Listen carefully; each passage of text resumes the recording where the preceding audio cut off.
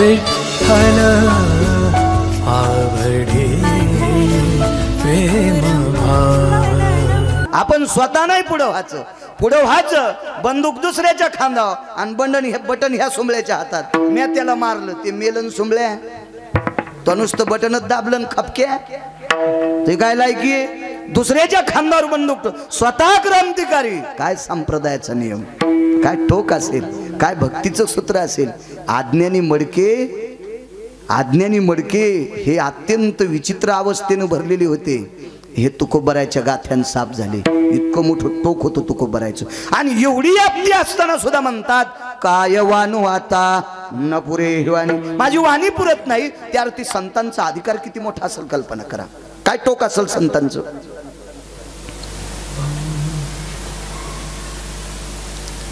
एवढी मोठी व्याप्ती, मोजकं सांगतो तुम्हाला।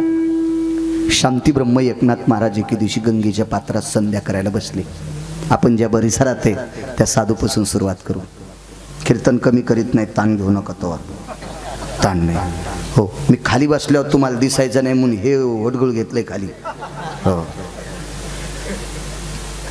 कारण तुम्हाला सांगू का, श्रोत्याच्या आशीर्वादावरच महाराजाचं चलत असते।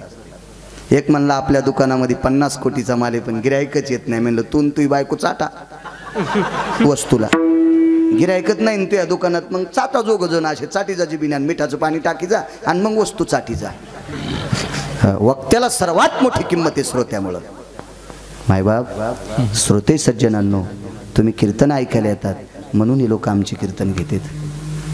हा, सगळी ग्रंथ पाठ आहेत पण कोणीच ऐकत नाही। पपेच माईल सांग, ते म्हणलं पप्याच्या माईला सांगतो पण पाकिट कोण देईल? म्हणलं तू मेलेला आजा। सर्वात मोठा वक्त्याचा देव श्रोता आहे। म्हणून माऊली महावैष्णव ज्ञानोपरायणी कीर्तन ऐकणाऱ्या श्रोत्यांना महादेवाची उपमा दिली। महिला तितक्या पार्वती आता हो। म्हणून कीर्तनकारानं कधी कधी श्रोत्याला फेकाफेकी केली नाही पाहिजे, शास्त्र आहे त्याच्या पाठी हो। शांती ब्रह्म एकनाथ महाराज एकदा गोदावरीच्या पात्रात संध्येला बसले।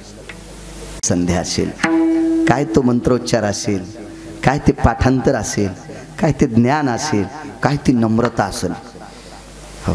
शांती ब्रह्म एकनाथ महाराजांचा जर विचार केला तर भौतिक श्रीमंती सर्व श्रीमंतात, सर्व संतात एकनाथ महाराज श्रीमंत होते। मी म्हणतो का रे, सकल संता माझी राजा स्वामी एकनाथ महाराज, सर्व संतात गोरेगोर राजे होते शांती ब्रह्म एकनाथ महाराज। काय वैभवशाली मान।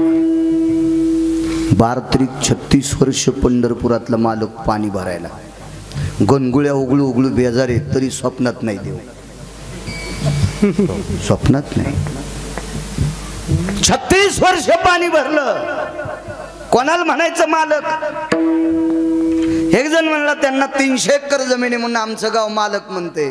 बोकांडे सप्त्याला पट्टी देत नाही त्याला मालक म्हणतो, त्याचं पाप बोकांडीवर घेतो का रे? कोणाला म्हणायचं मालक?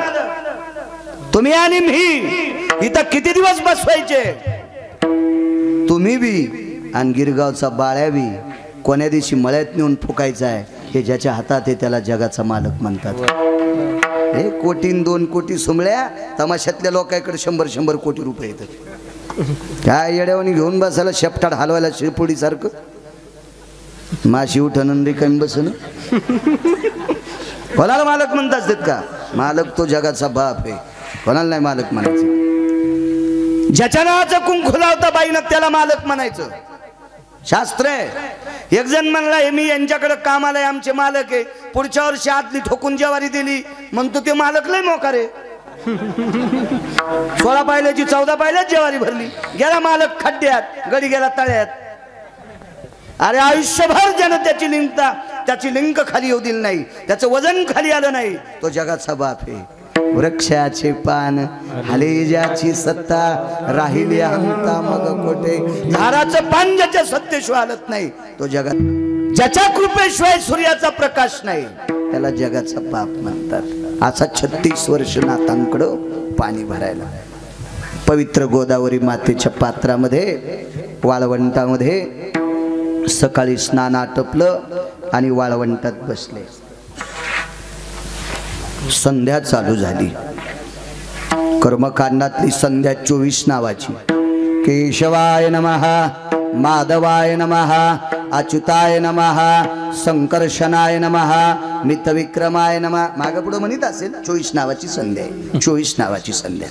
आणि वारकऱ्यांची संध्या हरिपाठ आणि काकडा, ही वारकऱ्यांची संध्या. आमचा पुतण्या इशारत झाला, कोणी कोण झाला मी काय तपासलं नाही. ते म्हणला मी इशारत झालो. म्हणलं कोणी कोण झालास, आपल्याला कळतच नाही तर काय, जिला पिठलं येत नाही तीन बासुंदीच्या कशाला नादी लागायचं. म्हणे मी विशारद झालो.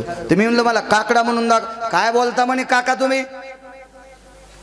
अलंकार आहे, मी विशारद आहे आणि मी काकडा म्हणत असतो का. म्हणलं मग तू तमासगिरीस, तू तमाशातल्या लावण्या म्हण जाय. तू विशारद झाला, जर तुला काकड्याचा आणि हरिपाठाचा कटाळा येत असेल तर 10 पिढ्याचं आपलं पाप उतवालय सुमल्या. काकडा हा महत्वाचा विषय. बिंबय परमार्थातलं काकडा आणि हरिपाठ बिंब. हो, मालकाची संध्या सुरू पैठणमधल्या. काय ती संध्या असेल, काय ते मंत्रोच्चार असेल. हो, जुन्या काळातली लोक इतकी शुद्ध मंत्र म्हणायचे.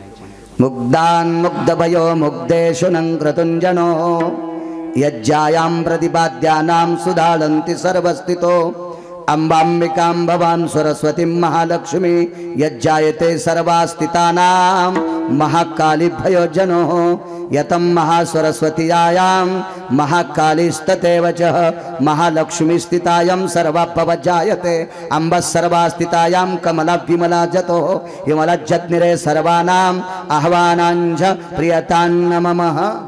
गोड मंत्र म्हणायचे. कधी कधी असे म्हणजे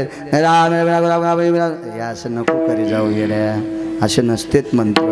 तू येडा होशीन आणि लोकही पागल होते न बापू, असं नसलं म्हणलं पाहिजे. मंत्र चढे थोडा तो धडचू हे वेडा, शास्त्र आहे त्याच्या पाठी. मग काय नाथबाबांची संध्या. गंगेचं पाणी थोडं खळखळ खळखळ करत होतं, आवाज येत होता. पण संध्या करताना नाथांच्या लक्षात आलं पाणी थोडं खळखळतंय. आईसाहेबाला सांगितलं, आईसाहेब अनंत पाप्यांचं पाप नाश करणारी, पाप धुणारी तू पवित्र गोदा माता, तुला विनंती, माझी संध्या होईपर्यंत थोडं शांत वाहते का, थोडी शांत वाहते का. तर गंगेला थोडासा अहंकार होता. गंगा ही भगवंताच्या अंगठ्यातून जन्माला आली. तिने सांगितलं, महाराज संध्या करणं तुमचं काम आहे, वाहनं माझं काम आहे. तिच्या लक्षातच नव्हतं मी ज्याच्या अंगठ्यातून जन्माला आले तो जगाचा बाप यायची तर पाणी भरते. होतं कधी कधी असं बरं का, जिल्ह्यापेक्षा तालुका मोठा झाल्यावर कळत नाही कलेक्टरला कुठं बसावं. हो, नाकापेक्षा मोती झाल्यावर तुटलं नाक, लक्षात येत नाही. तिला कळायला पाहिजे होतं मी ज्याच्यापासून जन्माला आले तो जगाचा बाप इथं 36 वर्ष पाणी भरतोय, धुणं धुवायलाय, त्याला चंदन उगाळून द्यायलाय. काही कळावं का नाही. म्हणे तुमचं संध्या करणं काम, माझं वाहनं काम. आवर्त टाकलं. आवरतो भयास्थितानाम. आवर्तन टाकल्याबरोबर पाणी गोठल्यावर कसं होतं बरोबर, असं गोदावरीचं पात्र स्थिर झालं. वाहता प्रवाह थांबला, दृष्टांत संपला. ज्याच्या वाणीच्या प्रक्रियेमध्ये वाहता प्रवाह थांबतो, ही एवढी पवित्र वाणी नाथांची काय व्याप्ती असेल. ज्या व्यक्तीच्या वाणीनं गोदावरीचं पाणी स्थिर होतंय, थांबतंय, एवढी व्याप्ती नाथांची संतांची. माऊली महावैष्णव ज्ञानोबर आहे, निवृत्ती दादा, सोपान काका, मुक्ताई साहेब एकदा उत्तर भारतात गेले. उत्तर भारतामध्ये एक महाराज होते, तसे लय मोठे महाराज येत, पण एक महाराज, त्या महाराजांचं नाव होतं कान्होगोवारी. फार मोठा मठाधिपती. हो, तुम्हाला एक सांगू का, नागरे बुवा आपल्याकडे जराशे पैसे आल्यावर माणसं रामराम घालीन. दुसऱ्या राज्यातल्या एका महाराजाची सगळी संपत्ती तर महाराष्ट्रातल्या सगळ्या कीर्तन करायची एका जाग्यावर, आणि एकट्याची 23,500 कोटीची प्रॉपर्टी एका महाराजाची. 23,500 कोटी. मी काय गांजा उडून आलो नाही, माय काय गोळ्या संपल्या नाही, मी काय छतावून मुंडक्यावर पडलो नाही.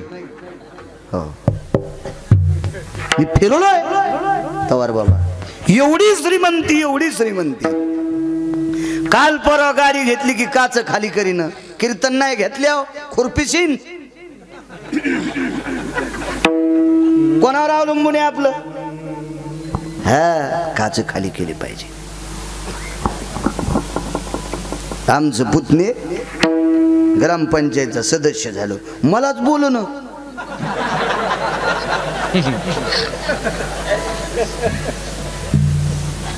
मी म्हणलं तू बोलूनच मला, तुम्हाला माहिती आहे का मी कोण झालो? म्हणलं कोण?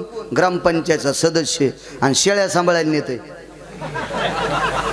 नाही, इतका इचकलेला पुतण्या नाही मग. तुम्हाला राग येईन म्हणून आमच्यावर घेतलंय, समजून घ्या कोणाचं सांगायला होतं. मोठा शत्रू कोण असेल तर अहंकार आहे.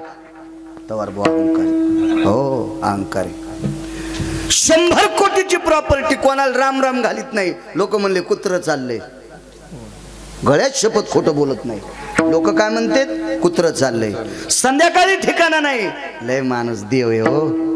कोणाच्या पोरीच्या लग्न कार्यामध्ये भांडे घासितो, विचार उभं राहतो, सतरंजा टाकते. देव माणूस आहे. आणि 100 कोटीवाल्याला कुत्र म्हणले, ते बापाची पित्र घाली ना.